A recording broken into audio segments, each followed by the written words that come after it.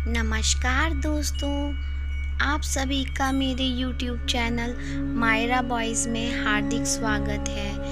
आज मैं लेकर आई हूँ गणेश जी की कथा।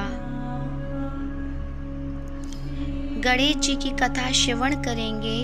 बोलो गणेश भगवान की जय।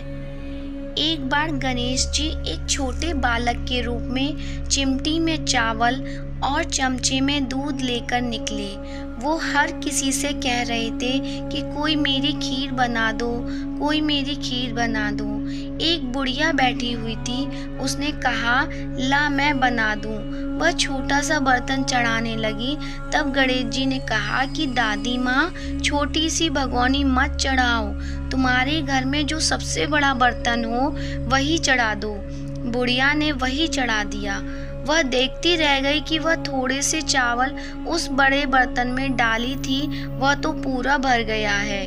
गणेश जी ने कहा दादी माँ, मैं नहाकर आता हूँ। खीर तैयार हो गई तो बुढ़िया ने के पोते पोती खीर खाने के लिए रोने लगे। बुढ़िया ने कहा गणेश जी तेरे भोग लगना कहकर चूल्हे में थोड़ी सी खीर डाली और कटोरी भरकर बच्चों को दे दी। बुढ़िया की पड़ोसन ऊपर से देख रही थी तो बुढ़िया ने सोचा यह चुगली कर देगी, तो एक कटोरा भरकर उसे भी पकड़ा दिया। बेटे की बहू ने चुपके से एक कटोरा खीर खाई और कटोरा चक्की के नीचे छुपा दिया। अभी भी गणेश जी नहीं आए थे। बुढ़िया को भी भूख लग रही थी। वह भी एक कटोरा खीर का भर कर के किवाड़ के पीछे बैठकर एक बार फिर कहा कि गणेश जी आपके भोग लगे कहकर खाना शुरू कर दिया। तभी गणेश जी आ गए। बुढ़िया ने कहा आजा रे गणेशिया, खीर खा ले, मैं तो तेरी ही राह देख रही थी। गणेश जी ने कहा दादी माँ, मैंने तो खीर पहले ही खा ली। बुढ़िया ने कहा कब खाई? गणेश जी ने कहा जब तेरे पोते पोती ने खाई तब खाई थी, जब तेरी पड़ोसन ने खाई तब खाई थी, और जब तेरी बहू ने खाई तब भी खाई थी, और अब तूने खाई तो मेरा पेट पूरा ही भर गया। बुढ़िया ने कहा बेटा, और सारी बात तो सच है, पर बहू बिचारी का तो नाम मत लो। वह तो सुबह से काम में लगी रही है, उसने फिर कब खाई? गणेश जी ने कहा चाची के नीचे देख, झूठा कटोरा पड़ा है, और तूने जो मेरे भोग को लगाया वह तो वैसे ही खा गई। बुढ़िया ने कहा बेटा, घर की बात है, घर में ही रहने दो। अब बताओ, अब बची हुई खीर का क्या करूं? गणेश जी ने कहा नगरी जी जिमा दो। बुढ़िया ने पूरी नगरी जिमा दी, फिर भी बर्तन पूरा ही भरा था।